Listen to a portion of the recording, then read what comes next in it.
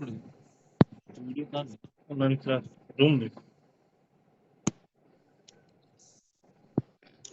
होता इस तरह से है कि कंटेक्स्ट को पहले इस्टेब्लिश कर लेते हैं, और कंटेक्स्ट इनका ये है कि यानी why this theory, why modernization theory और why dependency theory. So why का जवाब ये है कि ये पॉलिटिकल डिस्कोर्स में ये सवाल बहुत उठता है कि why some countries are developing and some are developed. So इस सवाल को जवाब देने के लिए, इसको आंसर करने के लिए ये थ्योरीज पेश की गई हैं। अब जो मॉडर्नाइजेशन थ्योरी है, इसका मुकदमा ये है कि जो ये कंट्रीज, डेवलपिंग कंट्रीज जितनी हैं, ये डेवलप इसलिए नहीं हो पा रही क्योंकि ये right kind of economic policies follow नहीं करती, या इंटरनली ये कंट्रीज वीक है।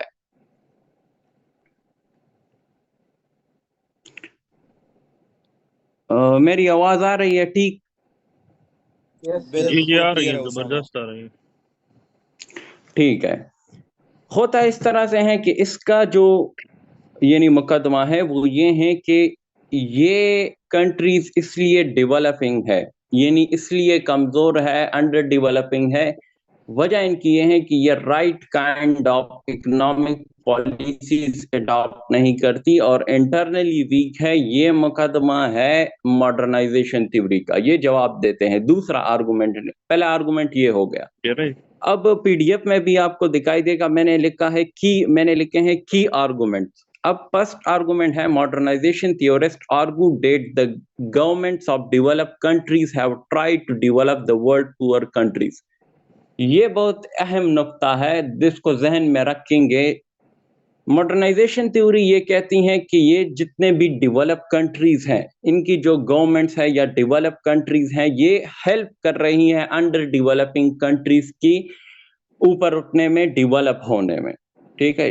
दूसरा, दोबारा मैं कहता हूं ये आर्गुमेंट कि ये जितने भी ये कह रहे हैं कि जो डेवलप कंट्रीज है, ये हेल्प कर रही हैं अंडर डेवलपिंग कंट्रीज की, ताकि ये ऊपर उठ सके। यानी मिसाल के तौर पर ये है कि अमेरिका या फ्रांस या जितने भी कोर कंट्रीज है, जितने भी डेवलप कंट्रीज हैं, ये हेल्प कर रहे हैं ये अंडर डेवलपिंग कंट्रीज के, लाइक पाकिस्तान, इंडोनेशिया वगैरह, कि ये डेवलप हो जाए। यानी मॉडर्नाइजेशन ये कहता है कि ये जो डेवलप कंट्रीज हैं, ये कोशिश करते हैं, ये स्ट्रगल करते हैं कि ये बाकी जो अंडर डेवलपिंग कंट्रीज हैं, ये भी डेवलप हो जाए। अब सवाल ये आता है कि how developed countries are helping in the development of poor countries. ये जरूरी है समझना। According to modernization theorists, the developed countries help in a way. कैसे डेवलप कंट्रीज जो है वो मदद कर रही हैं अंडर डेवलपिंग कंट्रीज की कि वो ऊपर उठे। वो कह रहे हैं कि हाउ। सो हाउ का मतलब ये है कि ये कह रहे हैं कि इकोनॉमिक एड देती है, develop countries provide economic aid to the developing countries. Economic aid किसके थ्रू देती है? इकोनॉमिक एड देती है थ्रू वर्ल्ड बैंक, आईएमएफ, कि ये जो डेवलप कंट्रीज हैं, ये इकोनॉमिक एड देती हैं अंडर डेवलपिंग कंट्रीज को, कि ताकि ये डेवलप हो जाए। यहाँ वेस्टर्न कंपनीज आके, यानी एमएनसीज जितने भी हैं, मल्टीनेशनल कंपनीज आके यहाँ पर इन्वेस्ट करती हैं। इसलिए इन्वेस्ट करती हैं कि ताकि ये ममालिक उठे। ये मॉडर्नाइजेशन थ्योरी का असल में मुकदमा ये है। मोस्ट इंपॉर्टेंट ये है कि ये एक पाथवे प्रोवाइड कर रहे हैं कि हमारा रास्ता फॉलो करे ताकि आप डेवलप हो जाए। एक इकोनॉमिक, यानी how they are helping through economic aid, through western companies investment, western investment, और एक पाथवे प्रोवाइड करता है। सो ये पहला आर्गुमेंट है और ये सबसे इंपॉर्टेंट आर्गुमेंट है। सो मैं अभी आप लोगों से पूछता हूँ कि क्या समझ आया कि नहीं? यस यस, जी जी, जबरदस्त अवैस जबरदस्त, भाई, आगे चले। ठीक है। बता मंजूर भाई, आपने हाथ उठाया है तो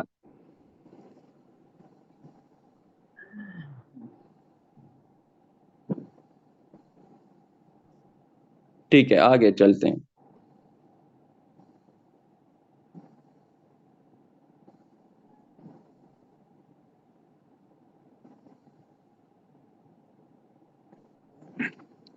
मॉडर्नाइजेशन थ्योरी का दूसरा मेन इंपॉर्टेंट आर्गुमेंट को हम डिस्कस करेंगे। दूसरा इंपॉर्टेंट आर्गुमेंट इनका ये है कि ये जितने भी डेवलपिंग कंट्रीज हैं ये एक एवोल्यूशनरी प्रोसेस से गुजरेंगे। किस चीज की evolutionary process? Science and technology से।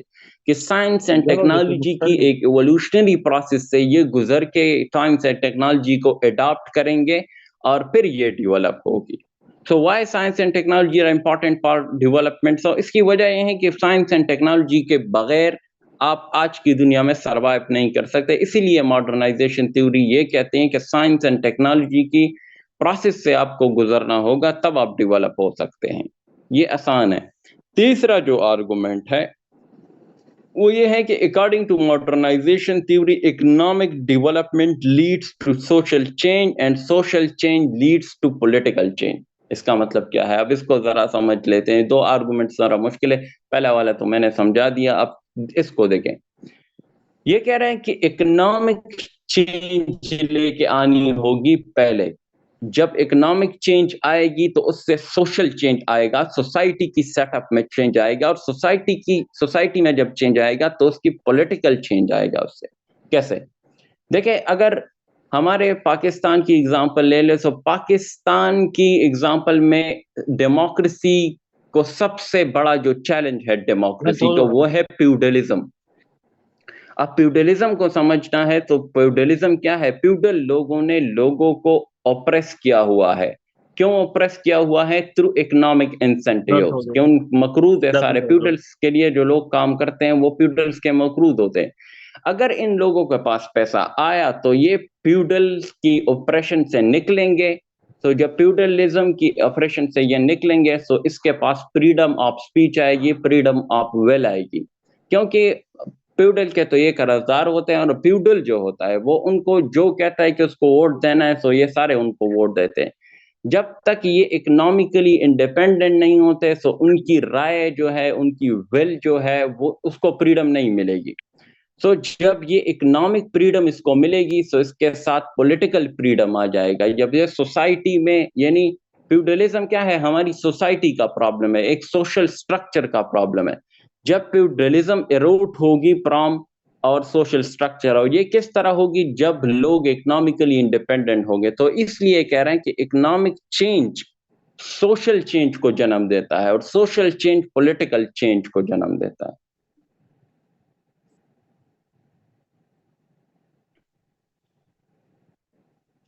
सो वकास भाई, अवैस भाई, د دې کا یعنی تاسو یو کس دا ریوایز کینو بس ټیک پشي بیا مخکې ځو.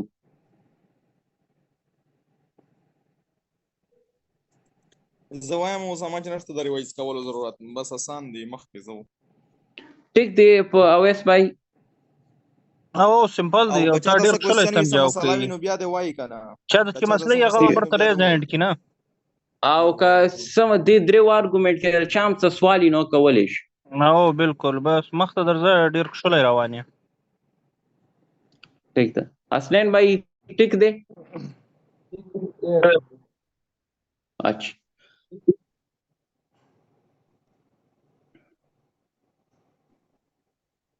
अब एक ये जो मॉडर्नाइजेशन थ्योरी है ये मैंने इसलिए पहले रखी क्योंकि ये पहली आई है और इसके जो आर्गुमेंट्स हैं उसको डिपेंडेंसी थ्योरी के साथ हमारा ज्यादा काम है। सो डिपेंडेंसी थ्योरी ने असल में इस जो मॉडर्नाइजेशन थ्योरी के आर्गुमेंट्स हैं उनको काउंटर किया है।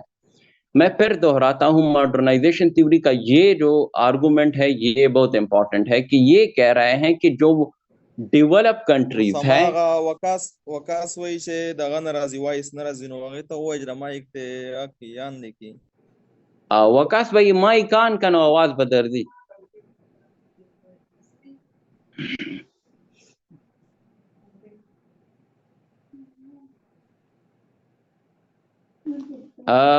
वकास भाई माई कान का आवाज था, माइक न रे आन माता ने शो की.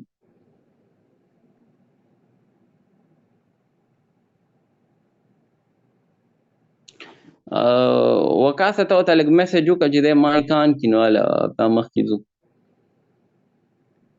زه ورته میسج کوم یو منټ صبر.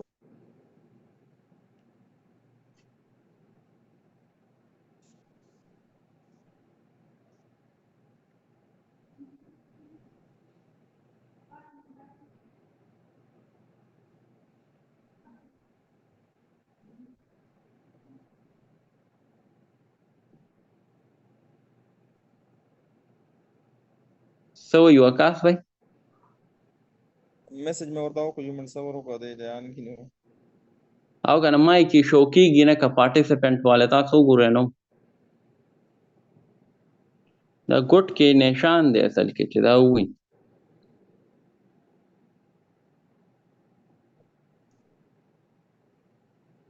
دا زما خیال برته آفلاین شو. ها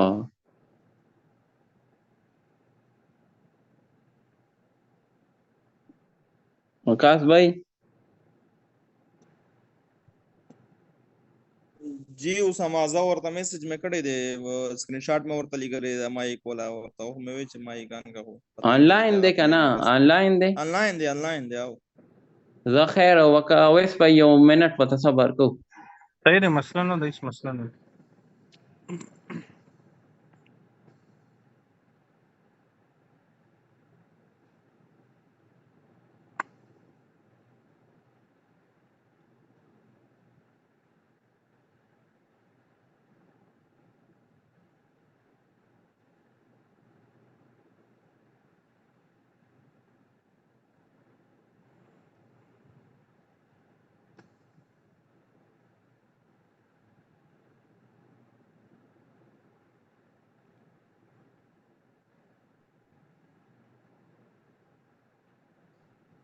وकास अगर दरियाब नंबर د سره دا لینک وته ورسن کا حسنین भाई सही है और सिंकोन सही है ورسن का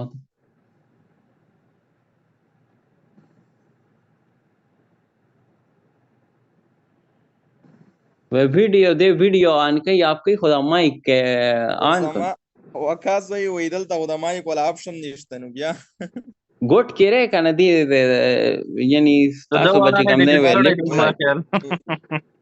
وې ما ته نشو کوي مایک ولا آپشن د دنه ډیلیټ کړی څنګه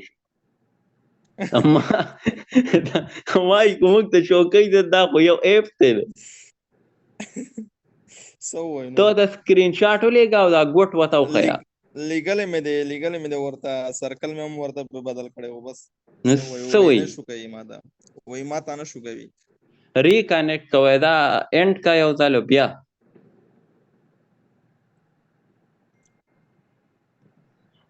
अब ऐसा चलो क्या अब ऐसा और से असली की तरह से लेकिन यार हसनैन भाई ऑफलाइन दे हाँ ऑनलाइन हुआ दका जरिया पे मैसेज जो को सो ऑनलाइन दे का ऑफलाइन दे ऑफलाइन दे यार दका इसमें आता बस ठीक था وای چې دا وकास تا مساله دا د څه چالو نو صدا ویډیو باندې کدا مخ ښکاری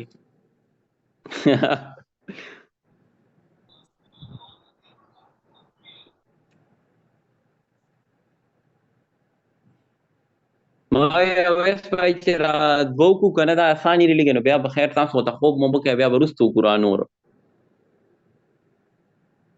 نه مونږ ته خو مسله نه ده کته ته مسله نه وي نه ما ته نشته خو ما چې تاسو ته خیر خو لکه دا ما بوله ورکو بیا دا زه ما شروع کو د در مایک سوې و وकास مایک را نه غي तो समझ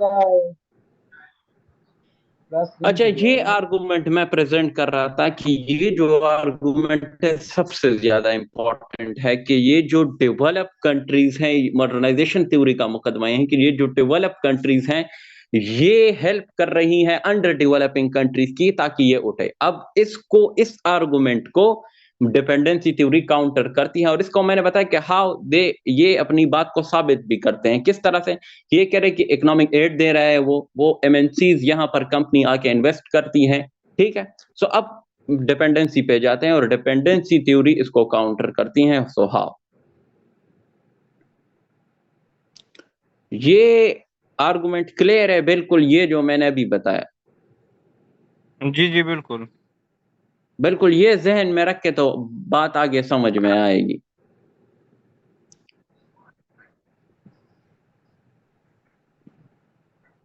अब अगर आप लोगों को याद हो तो मेम ने भी ये जो हम डिफरेंसेस या वो कह रही थी कि डिपेंडेंसी और मॉडर्नाइजेशन में असल में फर्क किया है, तो यही फर्क है। अब देखें, जो डिपेंडेंसी का मुकदमा है वो ये है कि डिपेंडेंसी का मुकदमा ये है कि ये जो डेवलप कंट्रीज हैं ये अंडर डेवलपिंग कंट्रीज को एक्सप्लॉइट कर रहे हैं और इनको डेवलप नहीं होने देते। सो बिल्कुल उल्टा आर्गुमेंट है अगर आप लोग समझे तो। डिपेंडेंसी थ्योरी का यानी डिपेंडेंसी थ्योरी का तो अगर आप लोगों को नजर आ रहा हो तो मैंने लिखा है कि चैलेंजिंग द कन्वेंशनल एक्सप्लेनेशन होता है इस तरह से कि मॉडर्नाइजेशन, मैंने कहा सवाल एक है, सवाल पॉलिटिकल डिस्कोर्स में ये, बल्कि कंपैरेटिव पॉलिटिकल डिस्कोर्स में सवाल ये रखा गया है कि why some countries are developed and some are developing. So सवाल ये है, तो उसको पहले मॉडर्नाइजेशन थ्योरी ने आंसर कर दिया, ठीक है। अब डिपेंडेंसी थ्योरी इसकी काउंटर में आ गई और डिपेंडेंसी थ्योरी ने उसकी एक्सप्लेनेशन को, इंटरप्रिटेशन को चैलेंज किया। उनकी इंटरप्रिटेशन ये थी कि ये जो डेवलपिंग कंट्रीज हैं ये अंडर डेवलपिंग कंट्रीज की हेल्प कर रही हैं उनकी डेवलपमेंट में। अब डिपेंडेंट नहीं, डिपेंडेंसी का जो पर्सपेक्टिव है वो ये कह रहा है, मैं जरा रीड आउट कर लेता हूं कि dependency theorist challenge the traditional view. They are argued that in fact the countries are not developing around the world because the international system was actually preventing them from doing. According to them, the international system was exploitative and characterized by the dominance of some countries. ये कह रहे हैं कि जो core countries है या जो develop countries हैं इसने इस तरह का इंटरनेशनल सिस्टम बनाया है जो कि एक्सप्लॉयटेटिव है, जो कि डेवलपिंग कंट्रीज को डेवलप होने नहीं देता। कैसे? वो कह रहे थे कि आईएमएफ और वर्ल्ड बैंक के जरिए इकोनॉमिक एड देते हैं, ये जो डेवलप कंट्रीज है अंडर डेवलपिंग कंट्रीज को इकोनॉमिक एड देते हैं, इसलिए देते हैं कि ताकि ये डेवलप हो सके। लेकिन मॉडर्नाइजेशन कह रहे हैं कि ये जो इकोनॉमिक एड दे रहा है ये एक्सप्लॉइट करने के लिए दे रहा है। वो कह रहे हैं कि यहाँ पर एमएनसीज आके वो डेवलपिंग कंट्रीज की हेल्प कर रही है। मॉडर्नाइजेशन थ्योरी कह रही है नहीं, ये यहाँ आके एक्सप्लॉइट कर रहे हैं। सो बुनियादी तौर पर फर्क दोनों थ्योरीज में ये है कि एक के मॉडर्नाइजेशन थ्योरी कह रहे हैं कि हेल्प कर रही है, ये कह रहे हैं नहीं, एक्सप्लॉइट कर रहा है।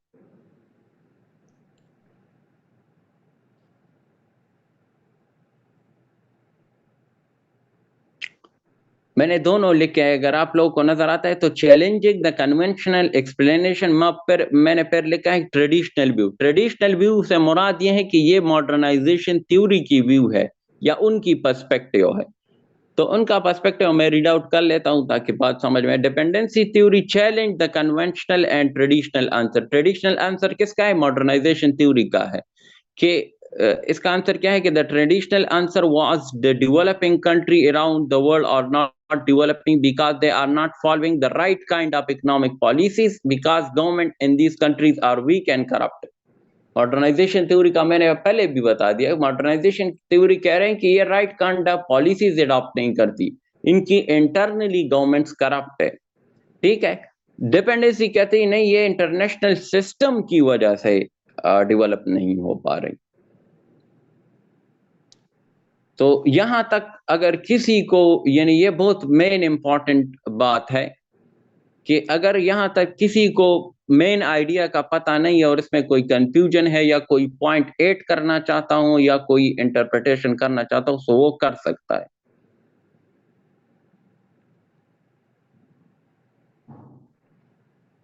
अवैस भाई, वकास भाई,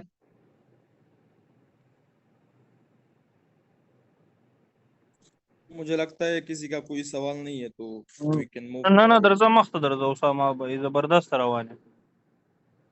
ठीक है। द मेन डिफरेंस यानी पदी जमादारी की शिदा मेमम डिस्कस क्लास के नो पदी यो टेक्निकल या कंसेप्चुअल सवाल रातले शिदा यानी सड़ी तपत है कि यार सस डिफरेंसेस दी द्वाड़ो की। आओ बिल्कुल दा डेर इंपॉर्टेंट करे बिल्कुल। तो आगे डिपेंडेंसी थ्योरी ने यानी दुनिया भर की जो कंट्रीज है उनको कैटेगराइज किया हुआ है। 4 कैटेगरीज इन्होंने बनाई है। डिपेंडेंसी थ्योरी की 4 कैटेगरीज है। नंबर 1 कैटेगरी है कोर कंट्रीज की, कोर कंट्रीज की अब पहचान मैंने लिखी है, ये सबके पास, सबके साथ मैं शेयर भी कर लूंगा, ये जो पीडीएफ है शायद सब लोगों के पास हो भी। इसकी पहचान ये है कि core countries are the most economically advance, यानी इस पे सवाल इस तरह आ सकता है, पॉसिबिलिटी है कि वो कह रहे कि पाकिस्तान आप किधर प्लेस करते हो, यानी जो डिपेंडेंसी थ्योरी की डिवीजन है कंट्रीज की या इनकी जो क्लासिफिकेशन है, अब पाकिस्तान किस कैटेगरी में आता है। सो हम इस कैरेक्टरिस्टिक्स ज्यादा इंपॉर्टेंट है ताकि कैरेक्टरिस्टिक्स हम समझें और ये हमें याद भी होता कि हम पाकिस्तान पे रिप्लाई करें, और मैं आखिर में करूंगा भी। कोर कंट्रीज की डेफिनेशन ये है, core countries they are economically advance, और दूसरी जो सबसे बड़ी इंपॉर्टेंट बात है, दे हैव ग्लोबल इन्फ्लुएंशियल, ये इनकी दुनिया में इन्फ्लुएंशियल ज्यादा होती है, यानी ग्लोबली ये डिसाइड करते हैं, लाइक अमेरिका, कि उनका सबसे ज्यादा ग्लोबल इन्फ्लुएंस हो। तो ये ग्लोबल इन्फ्लुएंस, इकोनॉमिक स्ट्रेंथ, दो निशानात हो गए।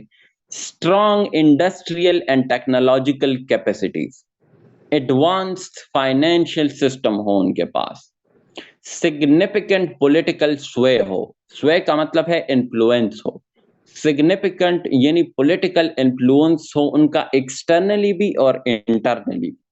सो ये इनकी कैरेक्टरिस्टिक्स है, इनको याद रखिए ताकि फिर हम अप्लाई करेंगे। सो इसकी एग्जांपल मैं बिल्कुल जो मैम की स्लाइड्स हैं उसको कन्फाइन मैंने की है, तो उसमें एग्जांपल्स मिले हैं मुझे। USA, United Kingdom and France are the examples of core countries. Periphery of the centre, second category है periphery of the centre. Periphery of the centre जो है, ये वो कंट्रीज हैं जो कि economic, certain level of economic development, यानी इनकी इकोनॉमी इतनी एडवांस नहीं होती, ठीक होती है इकोनॉमी, इकोनॉमी की यानी इकोनॉमिक वेल्थ इनके पास होती है, लेकिन एक सर्टेन लेवल, इतनी ज्यादा नहीं होती उनके पास, एक लेवल के हाथ, और वहां पर भी इंडस्ट्रियलाइजेशन होती है। ये अब ये इंपॉर्टेंट है कि रिलेटिव इकोनॉमिक वेल्थ। दूसरी इंपॉर्टेंट बात यह है कि they have less global influence as compare to core countries, यानी इसकी मिसाल यह है कि कनाडा या जापान का इन्फ्लुएंस जो है वो अमेरिका से कम है। इसकी मैं एक और भी एग्जांपल दे देता हूं। यूनाइटेड नेशन की बजट है, वो मैं लिस्ट शेयर भी कर लूंगा। यूनाइटेड नेशन की जो बजट है उसमें जापान कंट्रीब्यूट करता है 21%, अमेरिका कंट्रीब्यूट करती है 43%। तो इसकी यानी अमेरिका या यूएसए की, जो यूनाइटेड किंगडम की ग्लोबल इन्फ्लुएंस ज्यादा है as compare to Canada, Japan and Netherland. So ये ज्यादा इंपॉर्टेंट बात है ग्लोबल इन्फ्लुएंस वाली, कि इससे हम डिस्टिंक्शन कर सकते हैं। तीसरी कैटेगरी है सेंटर टू द पेरिफेरी। अब सेंटर टू द पेरिफेरी के निशानात ये हैं इन कंट्रीज के कि इसमें डेवलप होती नहीं है, डेवलपमेंट जारी होती है, ऑनगोइंग डेवलपमेंट। मॉडरेट वेल्थ होती है, मॉडरेट वेल्थ का मतलब है कि बस सिर्फ इस तरह की पैसे होते हैं जिससे वो अपनी लोगों की बुनियादी जरूरियात वगैरह पूरी कर सकती है, एक नॉर्मल किस्म की वेल्थ होती है। और इन कंट्रीज में जो इंडस्ट्रीज है वो अभी लग रही है, वो अभी इमर्ज कर रही है, और ये जो है ये ग्लोबल इन्फ्लुएंस में लेक करते हैं, इनका ग्लोबल इन्फ्लुएंस नहीं होता, ठीक है। और ये इनके निशानात है। मैंने जरा एग्जांपल यहाँ पर नहीं लिखे तो स्लाइड से फिर देख लेंगे। आखिरी कैटेगरी है पेरिफेरी ऑफ द पेरिफेरी। ये एट्रीब्यूट ज्यादा इंपॉर्टेंट है ताकि हमें याद हो। Periphery of the periphery under developing countries है। ये इनकी निशानात ये है कि इनको सबसे ज्यादा जो चैलेंज होता है, सबसे बड़ा, वो इकोनॉमिक